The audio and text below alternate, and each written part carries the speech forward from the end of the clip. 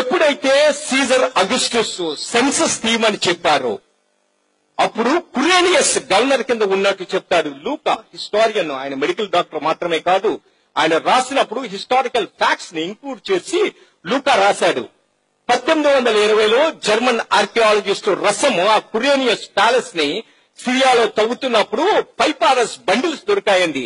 ఆ బండిల్స్ చూసి ప్రపంచం షాక్ అయిపోయింది. కారణం ఏంటంటే అది కురేనియస్ కాలంలోన తీయబడిన సెన్సస్ అండి.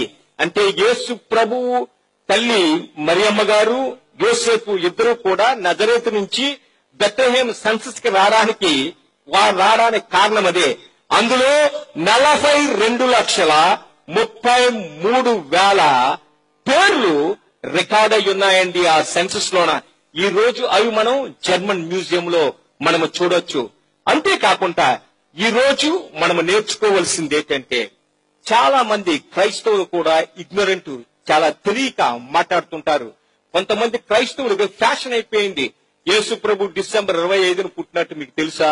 ఆయన 25న పుట్టలేదంటే మనకి ఏదో డేట్ చెప్పాలి కదా, ఏ డేట్ ను పుట్టారు అది తెలియదు. వాళ్ళకి దీని సమస్యని ఇప్పుడు కాదండి, 360లో డెన్నిస్ ది లిటిల్ అనే ఒక జర్మన్ సైంటిస్టు ఏమంటే చేశాడు, క్రిస్టియానిటీ ఎప్పుడైతే కాన్స్టంటైన్ కాలంలో అంటే 315లోన అఫీషియల్ రిలీజన్ అయిపోయిందో, అంటే అప్పుడు వరకు అండర్ గ్రౌండ్ లో ఉండేది.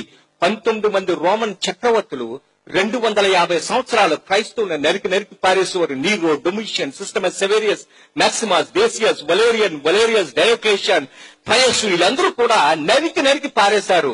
అయితే కాన్స్టంటైన్ మొట్టమొదటి క్రిస్టియన్ చక్రవర్తి అయినప్పుడు క్రిస్టియానిటీ ఎప్పుడైతే అఫీషియల్ రిలీజన్ అయిందో అప్పటి వరకు ఈ రోజు మనకున్న క్యాలెండర్ గ్రెగోరియన్ క్యాలెండర్ అండి ఈ రోజు. అయితే యేసు ప్రభు జన్మించినప్పుడు ఉన్న క్యాలెండర్ ఏంటండి?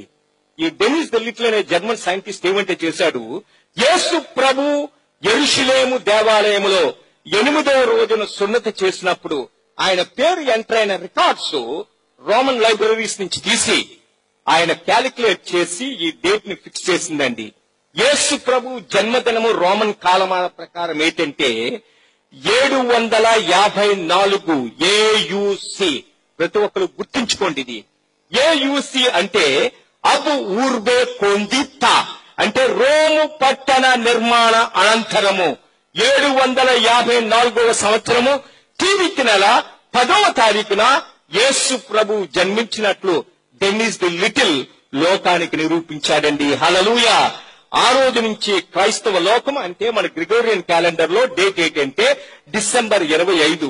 ఈ రోజు లోకమంతా కూడా తెలుసో తెలియకో జనవరి 1 రాగానే హ్యాపీ న్యూ ఇయర్ అని మందు కొట్టేసి యాక్సిడెంట్లు చేసేసుకొని తాగేసి పడిపోయి అన్ని పండుగలు చేసుకుంటారండి. ఏంటి తెలుసా జనవరి 1 హ్యాపీ న్యూ ఇయర్?